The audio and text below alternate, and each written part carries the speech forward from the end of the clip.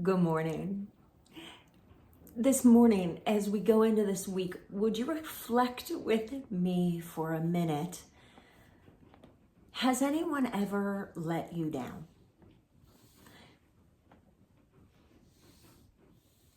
Has anyone ever really disappointed you? Beyond disappointed, devastated you? Has anyone ever broken your heart? Maybe a question that we don't like to think about as much because it may even be more painful to think about. Have you ever broken someone else's heart?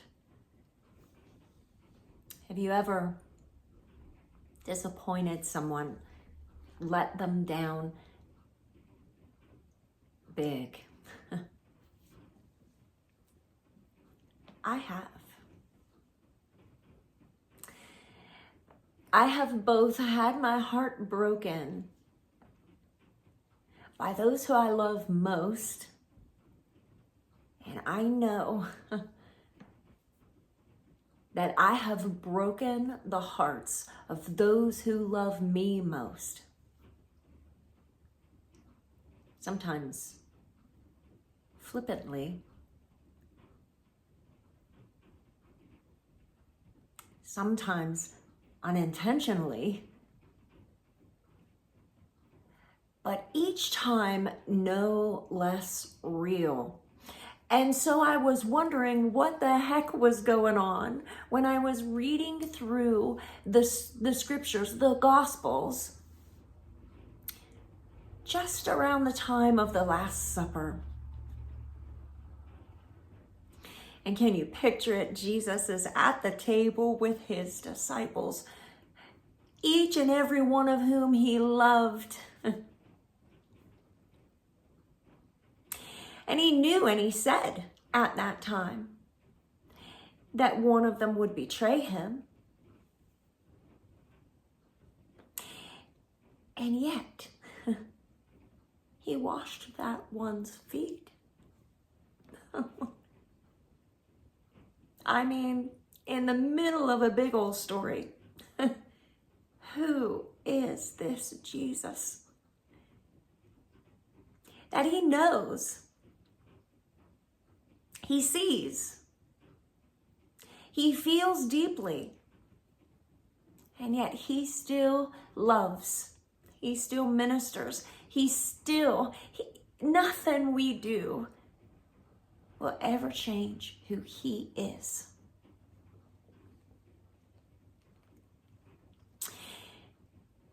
He sat with them at the Last Supper and said, "This is the blood of my covenant. Drink this, and when you do, remember me. This is my body broken for you. When you eat this bread, remember me." Such intimate moments. And in the coming weeks, I would like to pause for a little while in John chapters 14 through 17 and just point out some amazing and poignant and beautiful truths there that only the Gospel of John talks about.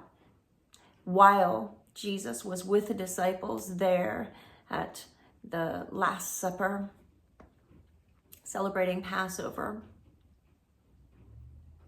celebrating the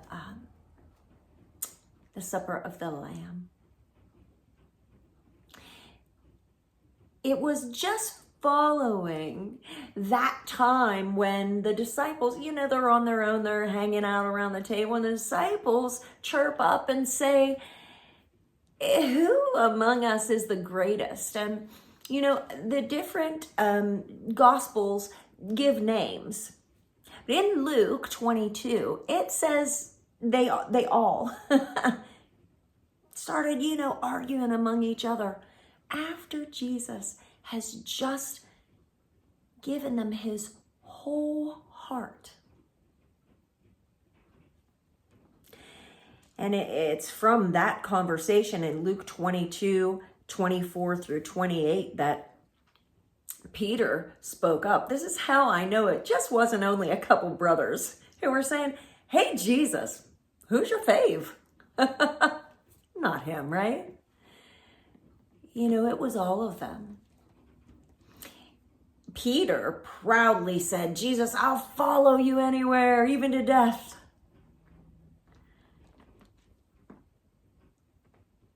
Pride goes before a fall, yes? And Jesus said, Peter,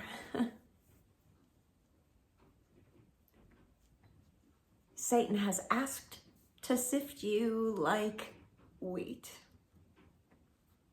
but I have prayed for you.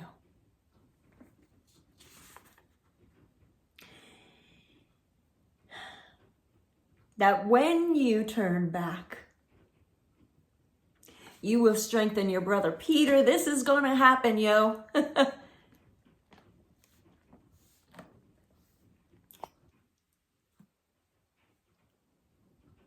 And you're going to abandon for a minute what you thought you believed. But hey, Peter, I'm going nowhere. I'm right here. And I have prayed for you. And Peter, I'm sure, yeah, that ain't happening. And it was right after that. You know, Jesus goes up to the Mount of Olives, he prays, he's crushed. He prays, he's crushed. And they arrest him. And all the disciples scatter. Even the scriptures say one dude ran away without any clothes on, like they must have grabbed him by his robe and it came off and he booked.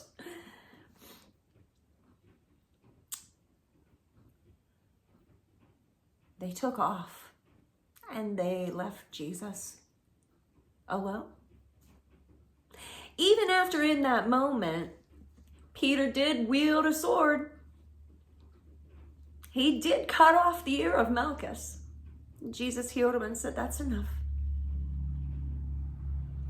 But listen to this. They get into the courtyard, and 3 times I found myself numbering them in my Bible, so I knew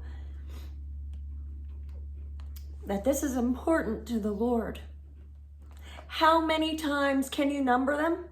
How many times have you let him down big?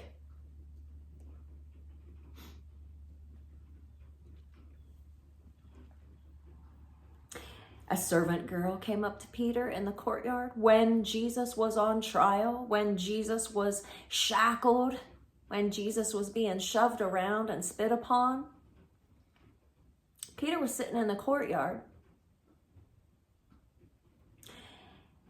And the servant girl saw him seated there in the firelight. She looked closely at him and said, this man is with him. And Peter said, I don't know him.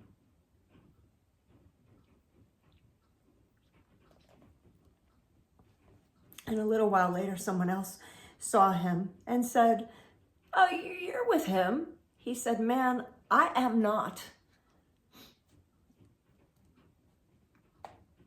And about an hour later, Peter had time to think about this, you know. He sees what's going on with Jesus. And how many times have you and I been in the spot where we had time to rethink our choices? Peter said, man, I don't know him. I don't know what you're talking about.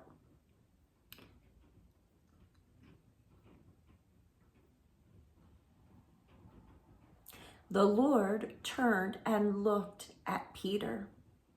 Peter could see Jesus. He could see into the place where he was being tried.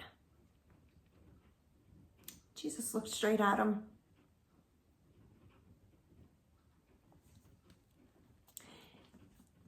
Peter's eyes met the eyes of Jesus, the one whom he was letting down, the biggest way he had ever let anyone down in his life, I'll bet you. What do you think the eyes of Jesus spoke to him? I know that Jesus is God, and I know that God is love, and I know that Jesus' eyes were filled with compassion toward Peter. And Peter booked, and he went outside the gate and wept bitterly. He knew what he had done. He remembered Jesus even warned him that it was going to happen. How many times have you and I let someone down? Big. How many times have you had someone let you down? How have you looked at them? How have you prayed for them? How have you thought of them? This is a story of Peter, and it is a story of Jesus. And Peter did, man, he booked. I'm going fishing. Jesus died, was buried, resurrected. And Peter was like, yo, man, I'm going fishing. I messed up. I'm out. And Peter went out fishing, and there was Jesus. Peter looked from the boat, and there was Jesus, resurrected, fully alive, sitting on the beach, cooking breakfast. I don't know who eats fish for breakfast, but hey, to each his own.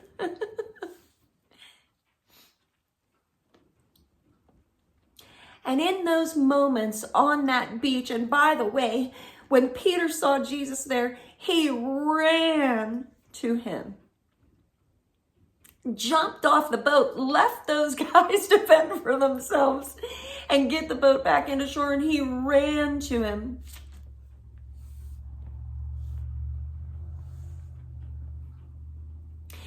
And in John chapter 21, we see the story of what Jesus said to Peter there. Peter, do you love me? From the one whom you've let down, huge. Do you love me? Oh, Jesus, you know I love you. And what are you fishing for? Feed my sheep. Tell them about me. He asked Peter 3 times, Peter, do you love me? And 3 times, that's the number of times that I marked in my Bible, that Peter betrayed him. Peter denied him. Peter, even in those moments, called curses down on himself and said, I don't know this man. It wasn't just about, I don't think I recognize him. 3 times Peter denied Jesus. 3 times Peter broke the heart of the Lord. 3 times Peter really, this word doesn't even touch it. Peter disappointed Jesus. And 3 times Jesus gave Peter the opportunity to respond to that. I love you, Lord. I love you, Lord. Peter was restored. The apostle, Saint Peter, went on to spread the gospel to all of the area around Israel, around Judea, around Jerusalem. He brought the gospel to the Jews, and he, crisscrossing with the apostle Paul, brought the gospel to the whole world through the generations. You know, Peter knew what it felt like to let Jesus down. And I think today, going into this week, if we're honest with ourselves, you and I understand the feeling of letting him down. And today he asks you, do you love me? And he asks you in the number of times that you've let him down. He says, forgive 70 times 7. That's a bunch.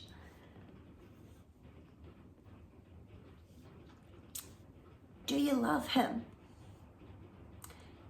Feed his sheep. Do you love him? Get on board and spread the gospel. Do you love him? Well, I'm telling you today that he loves you. And nothing in all creation can separate you from the love of Christ Jesus. And so today, as you go into this week, would receive that love and move on from the disappointment of yesterday. Move on and engage in spreading the good news of the gospel of Jesus to every single person that comes into your sphere of influence. And maybe it's just by smiling at them. Maybe it's just by caring about them. Or maybe you use words. It's going to be a great day.